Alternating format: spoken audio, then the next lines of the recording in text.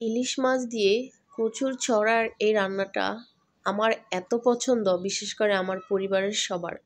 আর আমি মনে করি ইলিশ মাছের তরকারি পছন্দ করে না এমন কোনো মানুষ নাই। এই রান্নাটা এত সহজ আর এত মজার, আজকে আমি একটু ভিন্নভাবে শেয়ার করেছি।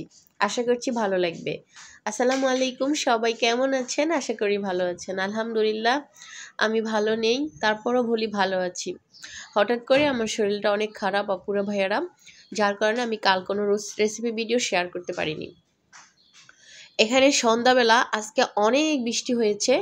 কার কার বাড়িতে বৃষ্টি হয়েছে অবশ্যই কমেন্টস করে জানাবেন। এত পরিমাণে বৃষ্টি, দেখেন আমার বারান্দায় গাছগুলো একদম ভিজে গেছে। প্রচুর পরিমাণে বৃষ্টি হয়েছে হঠাৎ করে। কয়েকদিন ধরে যেই পরিমাণে বৃষ্টি গরম পড়েছিল, তার মধ্যে হঠাৎ এই বৃষ্টিটা আল্লাহর রহমত, সত্যি ভাবা যায় না। আর আমি আমার একটা ভিডিওতে আমার এই ড্রাগন ফল গাছটা শেয়ার করেছিলাম। তখন এটা অনেকটাই ছোট ছিল, মাশাল্লাহ অল্প কয়েকদিনে আমার এই গাছটা বড় হয়ে গেছে। আমি এটা কিনেছিলাম 2025 সালের ঢাকার বাণিজ্য মেলা থেকে। তো এটা যখন কিনেছিলাম, রোপণ করেছিলাম, তখনকার একটা ভিডিও আছে। মাশাল্লাহ এটা এখন অনেকটাই বড় হয়ে গেছে। দোয়া করবেন যেন খুব তাড়াতাড়ি ফল ধরে আপনাদের সাথে শেয়ার করতে পারি। এটা কিনেছিলাম, এই যে ছোট্ট নিচে দেখতে পাচ্ছেন এতটুকু ছিল।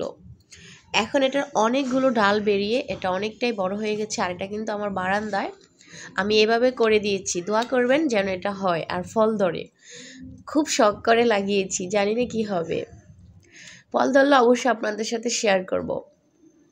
তো আজকে একটা মজাদার রান্না শেয়ার করব আপনাদের সাথে, সেটা হচ্ছে কলা সরা দিয়ে ইলিশ মাছের তরকারি। এটা এত মজা, আমার অনেক পছন্দ। তো আমি রান্না করতে আসছি, সব প্রসেসিং করে নিচ্ছি। ছেলে বললো হরলিক্স খাবে, তো আয়ান বাবাকে একটু হরলিক্স বানিয়ে দিচ্ছি। ও সকালে 1 গ্লাস হরলিক্স খায়, সন্ধ্যাবেলা 1 গ্লাস হরলিক্স খায়। আপনারা চাইলে আপনাদের বাচ্চাকে দিতে পারেন। তো আমার বাচ্চা খুব মজা করে খায়, ওর পছন্দ। আর যখন দিতে দেরি হয়ে যায় তখন ওকে আমাকে মনে করিয়ে দেয়, আম্মু আমাকে হরলিক্স বানিয়ে দাও। তোর জন্য মজা করে খাঁটি গরুর দুধ দিয়ে 1 গ্লাস হরলিক্স তৈরি করে নিলাম। একটু ঠান্ডা হলে ওকে খাইয়ে দিব। চলুন এখন রান্নাটা শুরু করি। এখানে আমি আজকে ছড়াটা অন্যভাবে রান্না করব। তার জন্য এটা ধুয়ে পরিষ্কার করে চুলায় বসিয়ে দিয়েছি। এটা এখন একটু সিদ্ধ করে নিব, 2টা উট্টানি আসলাম, এটা তুলে নিব। বেশি সিদ্ধ করব না, বেশি সিদ্ধ করলে ছড়াগুলো বেশি সিদ্ধ হয়ে গেলে একদম নরম হয়ে যাবে, তখন এটা মাছ দিয়ে রান্না করলে একদম জমবে না, ভালো হবে না।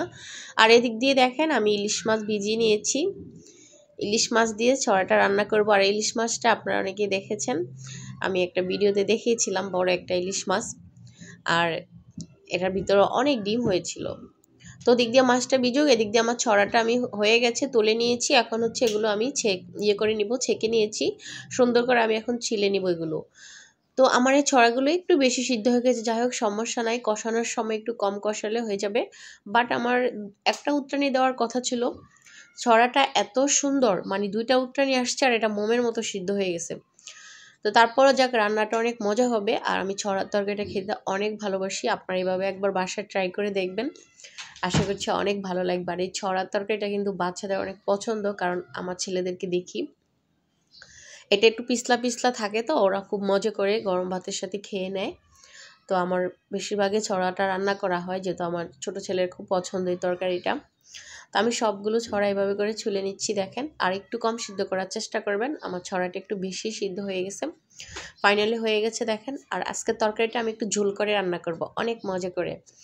তো ইলিশ মাছটাও ধুয়ে পরিষ্কার করে নিয়েছি দেখেন। এখন হচ্ছে ইলিশ মাছটাকে হালকা একটু ভেজে নিব। আর যে কোনো তরকারি দিয়ে মাছ রান্না করার আগে মাছটা ভাজলে কিন্তু খেতে মজাই লাগে। তো আমি মাছটাকে একটু ভেজে নিব। দেখেন ইলিশ মাছটা একটু হলুদ দিয়ে দিচ্ছি আর একটু লবণ দিয়ে দিচ্ছি, সুন্দর করে মেখে মাছটাকে আমি ভেজে নিব। আপনাদের কার কার এই তরকারিটা পছন্দ একটু আমাকে কমেন্টস করে জানিয়ে দিবেন।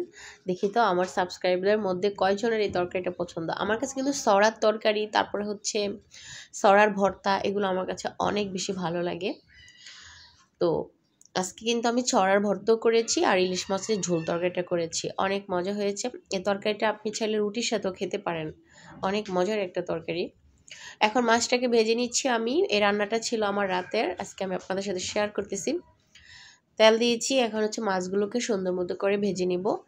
বেশ কয়েকদিন ধরে প্রচণ্ড গরম পড়েছিল, রান্না করতে ইচ্ছে করে না।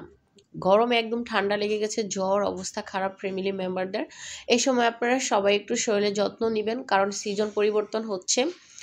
আর জানি না এটা কি আল্লাহ তাআলার হিকমত নাকি। এটা অক্টোবর মাস প্রায় চলে আসছে, নভেম্বর মাস, এখনো শীতের কোনো ইয়া নাই, মানে পুরোপুরি শীত পড়ছে না। প্রচণ্ড গরম, গরমে মানুষের অসুস্থ হয়ে যাচ্ছে, জ্বর, বাচ্চাদের ঠান্ডা লেগে আছে। তো একটু এই সময় কেয়ারফুল হবেন পরিবারের প্রতি এবং নিজের প্রতি। আমরা তো কেয়ারফুল থেকেও এখন সবাই অসুস্থ হয়ে গেছি। অবশ্যই একটু খেয়াল রাখবেন বাচ্চাদের প্রতি, বিশেষ করে জ্বর আসলে কিন্তু ভালো হতে চায় না, সিজনটা এমন। যাই হোক, আল্লাহ তাআলার ইচ্ছাই বড় ইচ্ছা, আল্লাহ কখন শীত দিবেন কখন গরম দিবেন। তো আমার মাছটা কিন্তু ভাজা হয়ে গেছে, এখন হচ্ছে আমি তরকারিটা রান্না করব।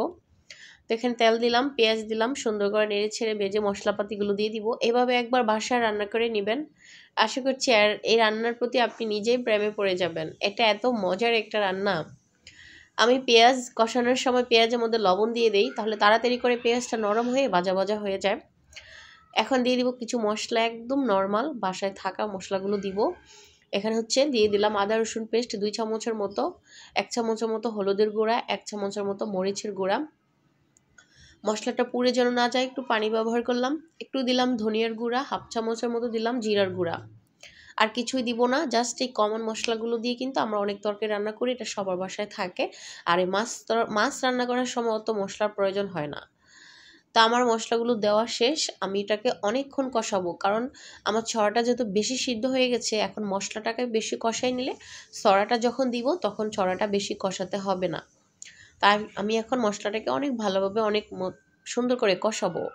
ফাইনালি আমি 8 থেকে 9 মিনিটের মতো মশলাটাকে কষাই নিয়েছি। এই পর্যায়ে ছড়াগুলো দিয়ে দিলাম। তো ছড়াগুলো দিয়ে একটু 2 মিনিটের মতো কষাবো, তারপরে কিন্তু হয়ে যাবে। এর থেকে বেশি কষালে কিন্তু ছড়াগুলো এখানেই গলে যাবে, মাছ দিয়ে রান্না করার মতো আর থাকবে না, ডাল হয়ে যাবে। তা আপনারা সিদ্ধটা একটু কম করবেন, ভুলবশত আমার সিদ্ধটা একটু বেশি হয়ে গেছে, তারপরে রান্নাটা অনেক মজা হয়েছিল, দেখতে থাকেন। তো আমি ছড়া 1.5 মিনিটের মতো কষাই নিয়েছি। এখন হচ্ছে আমি এখানে একটা টমেটো দিব। টমেটো আমার সবচেয়ে মজার একটা সবজি, এটা আমি সব তরকারিতে ব্যবহার করি। এটা আমার বাসায় আল্লাহর 12 মাস থাকে, একদম দাম বেশি হোক আর কম হোক, এটা আমার বাসায় থাকা চাই, কারণ আমি সব তরকারিতে আমি টমেটো ব্যবহার করি। এটা না হলে মনে হয় যেন আমার তরকারি রান্নাটা অসম্পূর্ণ। এটা আমার বাসায় থাকবেই। আর এই ছড়া তরকারির সাথে টমেটো দিলে ওয়াও, জাস্ট অসাধারণ। তরকারির কালারটা দেখেন, মাশাল্লাহ। এটা কিন্তু রাতের ভিডিও ছিল, তারপরে তরকারি কালারটা লাইটের আলোতে কত সুন্দর দেখা যাচ্ছে, দিন হলে তো আর অরিজিনাল ভাবটা আরও দেখতেন। তা আমি বেশ অনেকক্ষণ কষিয়ে নিয়েছি, আস্তে আস্তে করে নাড়াছাড়া কম করেছি যেহেতু ছড়াটা বেশি সিদ্ধ। এখন আমি এখানে গরম পানি দিয়ে দিব পরিমাণ মতো। আমি একটু ঝোলঝোল করে আজকে তরকারিটা রান্না করব, আর ছড়া তরকারিটা ঝোল হলে বেশি খেতে মজা লাগে। আপনারা একবার এভাবে রান্না করে দেখবেন, ছড়াটাকে সিদ্ধ করে রান্না করে দেখবেন। তো আর একটু পানি দিয়ে দিব আমি। আর এই রান্নাটা আপনি যতটা ঝোল রাখবেন, যখন এটা ঠান্ডা হয়ে যাবে তখন এটা আরও মাখা মাখা হয়ে যাবে, তাই ঝোলটা একটু ভারিয়ে দিলে খেতে ভালো লাগে, রুটি তারপরে ভাতের সাথে অনেক মজা লাগে। এভাবে একবার ছড়া তরকারি রান্না করে দেখবেন, আশা করছি আপনাদের অনেক বেশি ভালো লাগবে। আমার পানি দেওয়া হয়ে গেছে পরিমাণ মতো, আমার পছন্দ মতো ঝোল দিয়ে দিয়েছি। এখন মাছগুলো দিয়ে দিব একসাথে। তো সবগুলো মাছ আমি দিয়ে দিচ্ছি দেখেন, আর বড় সাইজের ইলিশ মাছ, তো রান্নাটা অনেক মজা হয়েছে। তো ইলিশ মাছের মধ্যে ইলিশ মাছটা আমার অনেক পছন্দ। আপনাদের কার কার ইলিশ মাছ পছন্দ আমাকে জানাবেন। তো মাছগুলো দিয়ে দিচ্ছি আর উত্তানে চলে আসছে। আমি কিন্তু আজকে রান্নায় ঢাকনা ব্যবহার করব না, কারণ ঢাকনা দিলে আরও তাড়াতাড়ি সবজিগুলো সিদ্ধ হয়ে যাবে, মানে তরকারিগুলো ছড়াগুলো সিদ্ধ হয়ে গলে যাবে, তখন আমার পছন্দ মতো তরকারিটা হবে না। দিয়ে দিব আমি কয়েকটা কাঁচামরিচ। আমি রান্নার প্রায় শেষ পর্যায়ে কাঁচামরিচ ব্যবহার করি, তাহলে দেখতে সুন্দর লাগে, ফ্লেভার ভালো থাকে। দিয়ে দিলাম ধনিয়া পাতা। আজকের তরকারিতে আমি ধনিয়া পাতা ব্যবহার করতেছি, কারণ ভালো লাগবে, ছড়া তরকারি তাই। তো আরেকটু ঝোলটা কমাবো, তারপরে হচ্ছে আমি তরকারিটাকে নামিয়ে নিব। তো কে কোন জায়গা থেকে আমার ভিডিও দেখো, কার কার আমার ভিডিও দেখতে ভালো লাগে একটু কমেন্টস করে জানাবা। ফাইনালি আমার রান্নাটা কিন্তু হয়ে গেছে, আমি তোমাদেরকে একটু বাটিতে নিয়ে পরিবেশন করে দেখাচ্ছি। একটু ঝোলঝোল করে তরকারিটা রান্না করবে, দেখো কত সুন্দর হয়েছে, মাশাআল্লাহ, অনেক মজা। আর গরম ভাতের সাথে এরকম একটা তরকারি হলে আর কিছু লাগে না।